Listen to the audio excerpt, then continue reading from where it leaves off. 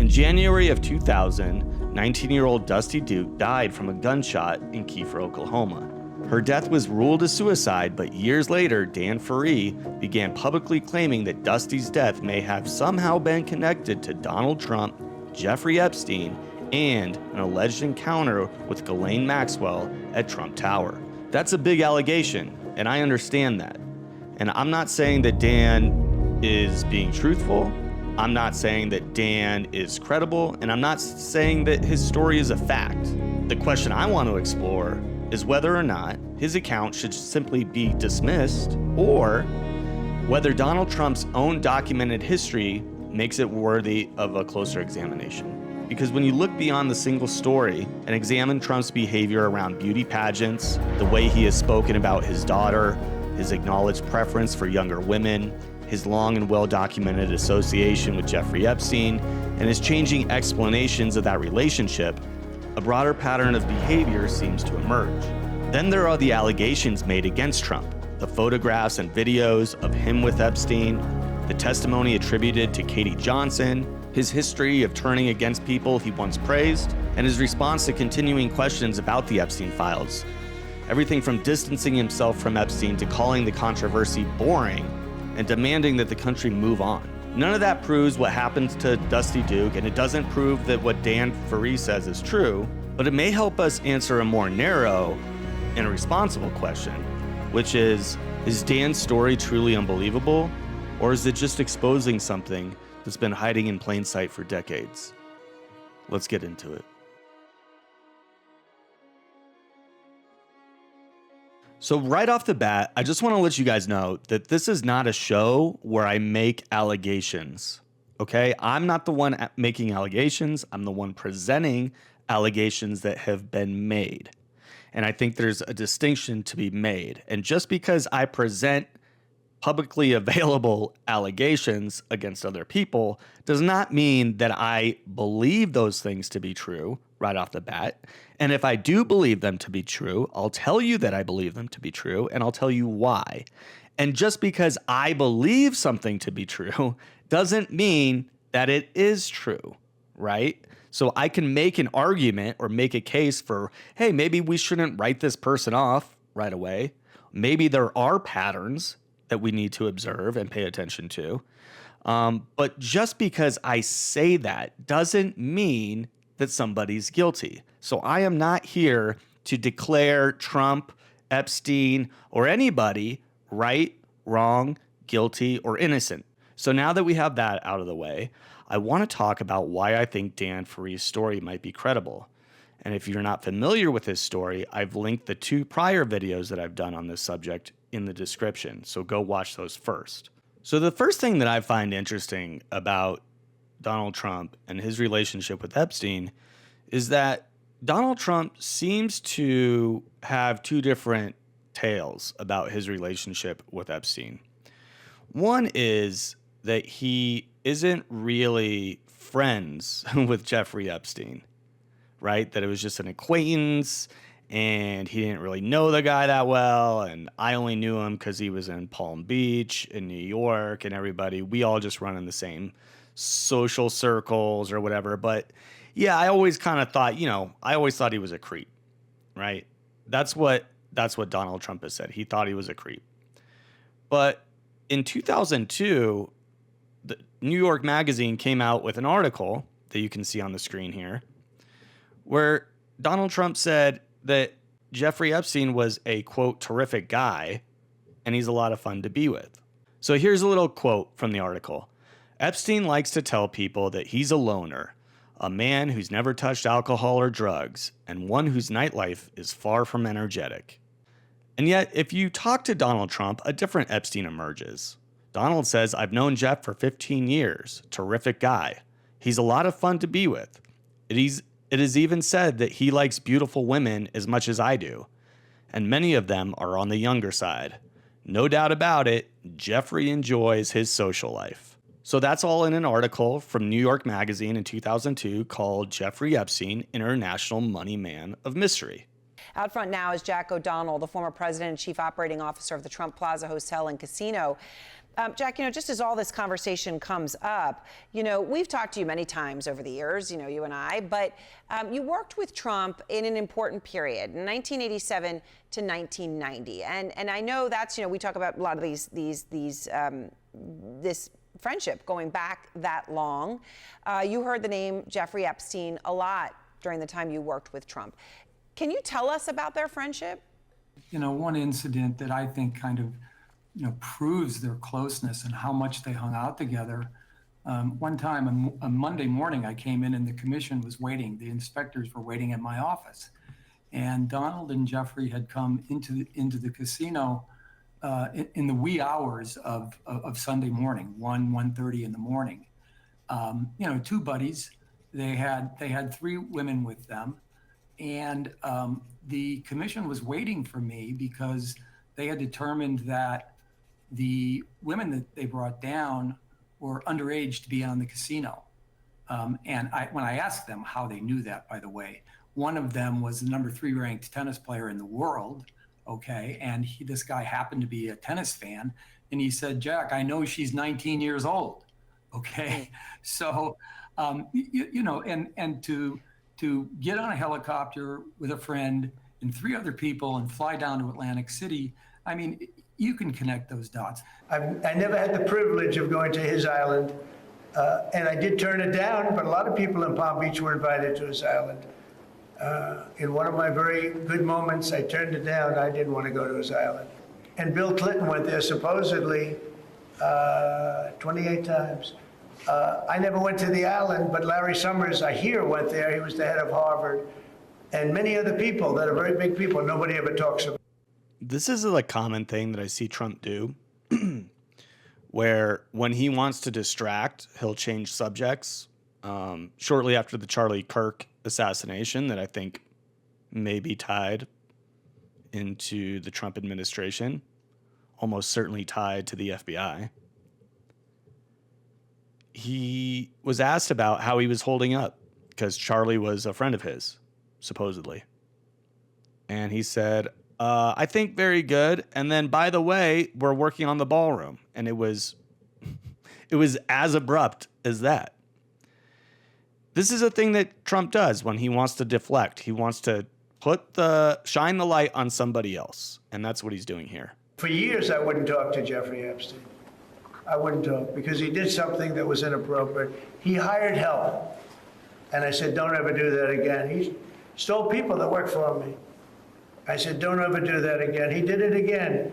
And I threw him out of the place, persona non grata. I threw him out, and that was it. I'm glad I did, if you want to know the truth. So he threw him out, persona non grata, because he was stealing Trump's employees. Okay. Fine. They had a falling out after 10 or 15 years of friendship. Epstein said he was friends with Donald Trump for at least 10 years. But Trump told, apparently, the police a different story about throwing Epstein out of one of his properties. And it wasn't quite the same story. The newly surfaced record suggests 20 years ago, President Trump told the Palm Beach Police Department about Jeffrey Epstein. Thank goodness you're stopping him. Everyone has known he's been doing this. According to the record, he also said he was around Epstein once when teenagers were present and, quote, got the hell out of there. The president has said he was unaware of Epstein's crimes. What did Jeffrey Epstein mean in his emails when he said you knew about the girls? I know nothing about that. Okay, so we've got contradictions here. I mean, first he says, I called the police to warn them that Jeffrey Epstein was a creep. And I was around Jeffrey Epstein when he had, underage girls around, and I got the hell out of there. But he also says he never knew about Jeffrey Epstein's secret life, basically.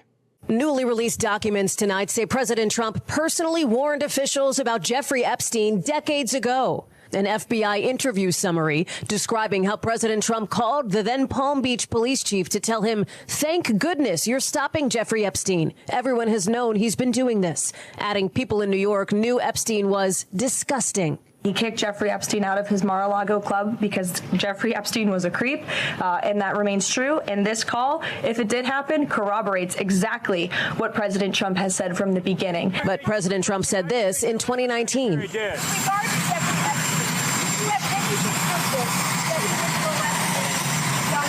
No, I had no idea. I had no idea. The former Palm Beach police chief, Michael Ryder, not commenting to NBC News, but telling the Miami Herald the interview with Donald Trump happened in the summer of 2006. According to the document, the president told Ryder he was around Epstein once when teenagers were present, and Mr. Trump said he got the hell out of there, and added about Epstein's convicted co-conspirator Ghislaine Maxwell, she is evil, and to focus on her. So he knew that Jeffrey Epstein was a creep the whole time. He never said anything. Eventually he said something. Oh, everybody in Palm Beach knows this. Okay. So you've known long enough to know that everybody in Palm Beach knows, and now you're saying something, and you're admitting to being there when underage girls were present, and then you got the hell out of there. And then you said later that, I had no idea what he was doing. I had no idea. I had no idea that he was with underage girls. So which one is it? And also, I thought you threw him out of your property because he was stealing clients. But then at a different time, the answer is you threw him out of your property because he was a creep. And everybody in Palm Beach knew it. All right. So do you believe, despite denials from the Justice Department, that your brother had a client list of powerful people and that Donald Trump's name was on that list? I don't know of any list. I don't know. I can neither confirm nor deny it. I wasn't involved with Jeffrey's business. I'm really concerned about the circumstances surrounding his death or his murder. But I do know that he and Trump were extremely good friends back in the 90s into the 2000s. Something else I've noticed about Trump is that he has a habit of disparaging people that he once praised. Elon Musk is a perfect example. He's a great gentleman. He's done such an unbelievable job for North Carolina, for Georgia, for Alabama, for Florida, for Tennessee. His name is Elon Musk. He saved free speech. He created so many different great things. Where is he? Come on up here, Elon. He created the first major American car company in generations, and his rocket company is the only reason we can now send American astronauts into space. Oh, that was weird. I thought we already did send astronauts into space because that's what our government told us, right? You know what? That might be a different video. I think that's a different video. President Trump has responded to Elon Musk, calling it ridiculous, his endeavor, his desire to start a third party here after the passage of the reconciliation bill. I want to put up this here on social media from the president on Truth Social, saying, quote, "I'm saddened to watch Elon Musk go completely off the rails, essentially becoming a train wreck over the past 5 weeks. He even wants to start a third political party, despite the fact that they have never succeeded in the United States." I asked ChatGPT to come up with a list with documentation of all the people that Trump has at one time praised, but then later disparaged. Mike Pence, remember the vice president? Introducing Pence as his running mate in July 2016, Trump called him a solid person and a man of honor, character, and honesty. I think we all remember how that one turned out. John Bolton, National Security Advisor. Trump publicly referred to him as the great John Bolton and emphasized Bolton's toughness. After Bolton wrote a critical memoir, Trump called him incompetent, a warmonger, and concluded, "What a dope." Okay. And who could forget James Mattis? Mad Dog Mattis. Remember that? Trump promoted Mattis's toughness extensively, comparing him during the 2016 campaign to General George Patton and making him the Mad Dog. A centerpiece of the appointment But after Mattis criticized Trump's response to the 2020 protests, Trump called him the world's most overrated general and claimed he had fired him, although Mattis had actually resigned. And then, of course, we have John Kelly, Homeland Security Secretary and White House Chief of Staff. Trump called Kelly a true star of the administration and said he was respected by everyone. But after Kelly began publicly disagreeing with him, Trump said Kelly had been way over his head. Rex Tillerson, Secretary of State. Trump described Tillerson as a brilliant and one of the world's truly great business leaders. After Tillerson criticized Trump's discipline and leadership, Trump called him unintelligent, lazy, and completely unprepared for the job. And there's plenty more examples. It came up with a pretty decent sized list. I didn't read all of them. But this is something that I have noticed where Trump does talk people up and he says they're great. And as long as they're doing what he wants them to do, they're great. And the second they don't, and he loses control over them, oh, they're the worst ever. And I think this is the same exact behavior that we're seeing with Epstein, where Trump was friends with him and then goes on later to say, I wasn't really friends with him. We just ran in the same social circles and he's a creep and I kicked him out and I told the police all about it. I want you to listen to another alleged victim of Trump and Epstein. Basically, the night before I went in, before I began working for Epstein, he called me at very late in the evening and asked me to come up to the Helmsley Palace offices. And I didn't even have money for a subway token. It's kind of embarrassing. So I had to go running up there. And so I told Epstein, I'll be up there. It'll probably take me until like 9. He's like, okay. So I get there and I'm waiting. It's dark, like there's no light on in the offices. And I thought that was really weird. So I'm seated against the wall in the main part of the offices and just waiting for Epstein. And he says, I'll be out in a minute, you know, and he's got the door closed. And then a few minutes later, this man walks in a business suit, kind of tall, imposing. And I immediately was like, that's Donald Trump. What's he doing here?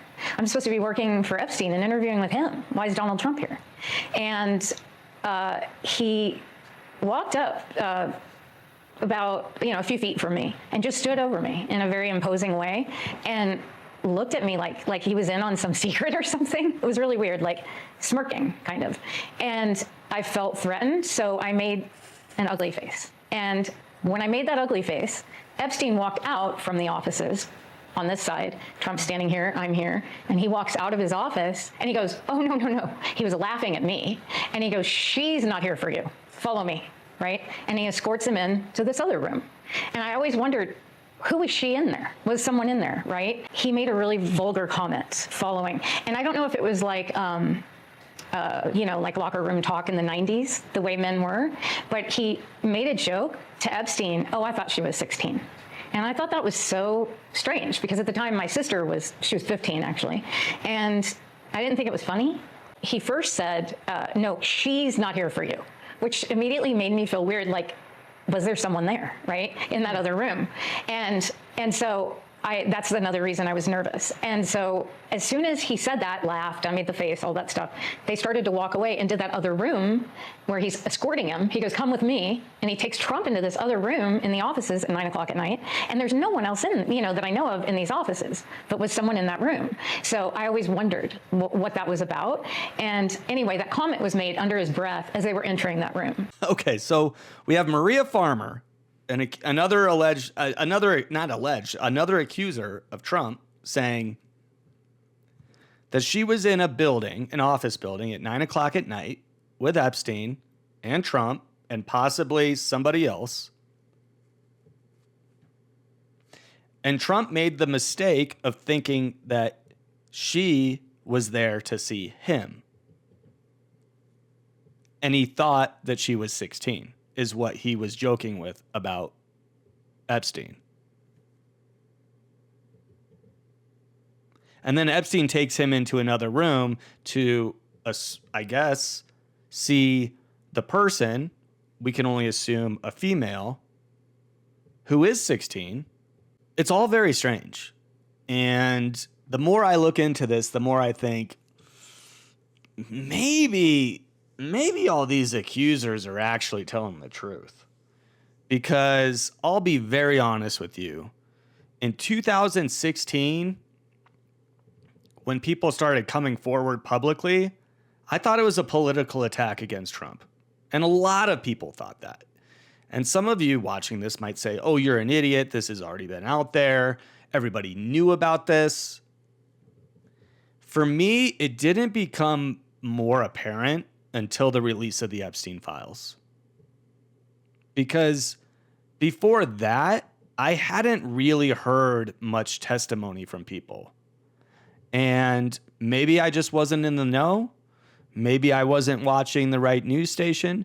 Maybe I wasn't enough into podcasts and alternative media as I should have been. But there's a lot of people like me who I think at the time just didn't understand how many layers there were to this whole thing. And like I said, it wasn't until the whole Epstein thing came out that I really started piecing a lot of, parts of the puzzle together. And the puzzle seems to be fuzzy, but not so fuzzy that I don't think there's something there. It definitely feels like a where there's smoke, there's fire sort of a situation. And I can't help but wonder why Trump, who signed the Epstein Files Transparency Act, is now backtracking on wanting to release them. I think what happened is he signed it for optics. I think he had to put his signature on that document to show everybody that, hey, I'm not guilty. Look, I signed this piece of legislation. But then when the demand for them to release more Epstein files didn't die down, and when they came out with all these like redacted files that were redacted in ways that didn't need to be redacted, and the fervor for truth and transparency grew, I think he was caught off guard by that. And now he has no choice in order to save himself, allegedly, but to try to keep those files suppressed. And I think that's what we are seeing with Todd Blanche.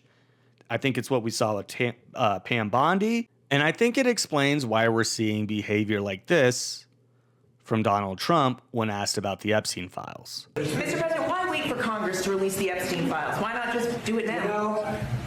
It's not the question that I mind, it's your attitude. I think you are a terrible reporter. It's the way you ask these questions. You start off with a man who's highly respected, asking him a horrible, insubordinate, and just a terrible question. And you could even ask that same exact question nicely. You're all psyched up. Somebody psychs you over at ABC. They're going to psych it. You're a terrible person and a terrible reporter. As far as the Epstein files is, I have nothing to do with Jeffrey Epstein. I threw him out of my club many years ago because I thought he was a sick pervert. But I guess I turned out to be right. But you know who does have? Bill Clinton. Okay. So again, he does the same thing over. Like he's saying, I threw him out. Originally, it was I threw him out because he stole employees from me. There's also rumors of him, having a bro breakup with Epstein because, Trump. They were competing for a mansion, a property that I think Trump maybe later flipped or something like that. And then, it turns out I actually threw him out of my property because he's a creep. That's what it was. It was because he was a creep, not because, we had a falling out over real estate, and not because, he was stealing my employees. It's actually because he was a creep. And by the way, you're a terrible person for asking me something that a lot of Americans, regardless of whether they're left or right or center or non-political like myself, are asking. We're asking these questions. We want these files. We want to know what's going on. But you're a terrible person for asking about it. Larry Summers, who ran Harvard, was with him every single night, every single week. And let me tell you, Larry Summers and Bill Clinton and Howard Lutnick, we got to look at Howard. Oh, well, he doesn't want you to look at Howard. He likes Howard. He doesn't want Howard looked into. Weekend, they lived together. They went to his island many times. I never did. Andrew Weissman, I hear. All these guys were friends of his. You don't even talk about those people. You just keep going on the Epstein files. It's not true. I've seen a lot of stuff reported about Larry Summers, Howard Lutnick. I mean, I've seen a lot. So that him saying that's just not true. I've seen it in my own, like when I'm looking into it, I've seen it for myself. And what the Epstein is a Democrat hoax to try and get me not to be able to talk about the $21 trillion that I talked about today. It's a hoax. Now, I just got a little report, and I put it in my pocket, of all the money that he's given to Democrats. He gave me none, zero, no money to me, but he gave money to Democrats. And people are wise to your hoax. And ABC's your company, your crappy company, is one of the perpetrators. And I'll tell you something. So why not just sign it now? I think the license should be taken away from ABC because your news is so fake and it's so wrong. And we have a great commissioner, a chairman, who should look at that, because I think when you come in and when you're 97% negative to Trump and then Trump wins the election in a landslide, that means obviously your news is not credible and you're not credible as a reporter. So I've answered your question. You should go and look at the Democrats. I will say this, that there's no doubt in my mind that mainstream media, ABC, NBC, I almost said Fox. That's not really true. CNN, MSNBC. Yes, they lean left 100%. And have they been fair to Trump? I don't think so. But again, this isn't a political observation that I'm making. My position on Trump is non-political. It's not political at all. I don't care if you're Democrat or Republican. I think there is so much smoke here with these Epstein files and Trump and this human trafficking ring that I believe is probably still till this day operating, that it can't be ignored. That's what I think. I think it's really time for the country to get onto something else, really. Now that nothing came out about me, other than it was a conspiracy against me, literally, by Epstein and other people. But I think it's time now for the country to maybe get onto something else. What would you say to people who feel like they haven't gotten justice, Mr. President? Something that people care about. Yeah, what did you say? Go ahead. What would you say to the survivors who feel like they haven't gotten You are the justice? worst reporter. No wonder CNN has no ratings because. So now it's ABC, now it's CNN. Everybody's the worst reporter when they ask him something that the American people actually want to know. And I think he feels, in my opinion, I could be 100% wrong. Maybe I am. But I wonder if he's not so freaked out that the fervor for this hasn't died down, that he doesn't know what to do. And now he's starting to get angry. I mean, I wonder. I do wonder sometimes if he thinks the walls are closing in on him. Of people like you. You know, she's a young woman. I don't think I've ever seen you smile. I've known you for 10 years. I don't think I've ever seen a smile on your face. I'm asking you about survivors of Jeffrey Epstein. You know why you're not smiling? Because you know you're not telling the truth. And you're a very dishonest organization, and they should be ashamed of you. I mean, I would say Trump's making an allegation there that she's not smiling because she knows that she's not telling the truth. I mean, come on. I don't know. Does anybody believe that? That's why she's not smiling? I don't believe that. That's a silliness. Why they would be so interested. He's dead for a long time. He was never a big factor in terms of life. I don't understand what the interest or what the fascination is. I really don't. And the credible information's been given. Don't forget, we went through years of the Mueller witch hunt and all of the different things, the Steele dossier, which was all fake. All that information was fake. But I don't understand why the Jeffrey Epstein case would be of interest to anybody. It's pretty boring stuff. It's sordid, but it's boring. And I don't understand why it keeps going. I think really only pretty bad people, including fake news, want to keep something like that going. Trump says that if you are interested in the Epstein files, that you're a bad person, right? I mean, that's basically what he's saying. It's boring. Why would anybody care? It's be like, dude, because we think you might be part of a sex trafficking ring and you're the president. And now you don't want to release the files in a manner that's in line with the law that you signed, the Epstein Transparency Act. And the person who's going to release those files, or the people, are part of your administration. Todd Blanche, used to be your attorney, your personal attorney, who's now trying to become the AG and is actively defying Judge Sullivan's order for the DOJ to produce the files that you signed off on releasing. I mean, I don't know how anybody looks at this and thinks, this seems fine. This seems like it's on the up and up. I believe Trump. I don't believe Trump. That doesn't mean he's guilty. Like I said in the beginning of this video, I'm not proving him wrong or right. But when I look at Trump's behavior and I hear testimony from these women, and now I'm starting to hear testimony for the first time, I know it's been out for a while, from this Sasha Riley guy, and now Dan Ferree, at a point you have to be willing to ask yourself, is there something here? And the fact that the way I kind of got onto this whole thing, this investigation and looking into these things, was because Charlie Kirk was assassinated very publicly. And like the weird kind of like strange turns that investigation has taken and led me into looking at this.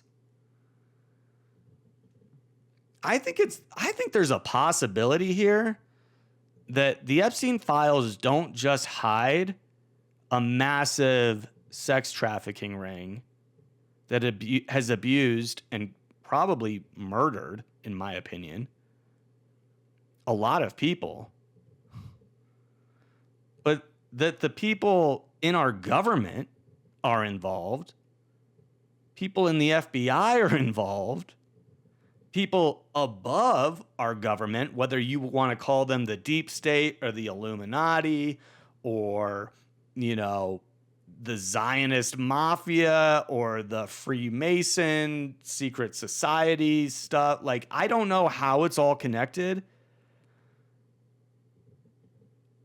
but I think there's something there. Guys, I want you to leave comments. I want you to subscribe. I want you to like this video if you found it informative or interesting. Please remember to keep the comments respectful, not just towards me, but towards each other, please. I'm a big freedom of speech advocate. I don't really like censoring myself on YouTube. A lot of people commented, like, why did you spell out ARPE in the last video? It's really because, one, I'm a new YouTuber and I'm not trying to get like suppressed by YouTube. I want these videos to get out to people. Two, I don't know enough about YouTube's monetization policies and also their removal of their content policies in general. Like, I don't want my videos just removed, right? Because I said the word rape.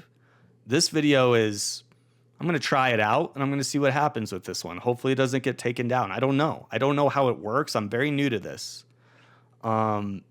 But I want you guys to be respectful of me and each other and the discourse. If you think I'm wrong about something, you're more than welcome to tell me, and I will respectfully interact with you guys as much as I can via the comments. But, there was one person on the last video that just was like, just coming after me in ways that didn't even really make sense. They didn't even really have a lot to do with the video itself. It was more like just kind of coming after me. And I think they posted on a few different comment threads, and they posted like 10 times. And I kind of was going back and forth with them for a while. Eventually I got to the point where it's like, I started to think this person was like paid to like harass me or something. That's how I I legitimately felt. I don't know that that's true. I don't know. There's no way for me to know. But that kind of stuff, if you guys get like too intense, like I have no choice. I want this to be a community where people are allowed to share their opinions. You just got to do it respectfully. If you don't do it respectfully, like the last thing I want to do is remove somebody from the comment section. And I did do that for one person last time. I don't want to do that for anybody else. Please don't make me do it. And with that, thanks for watching. If you made it this far, I really appreciate you. And if you honestly, if you made it this far, you really should subscribe. So thank you guys, and I'll see you in the comments.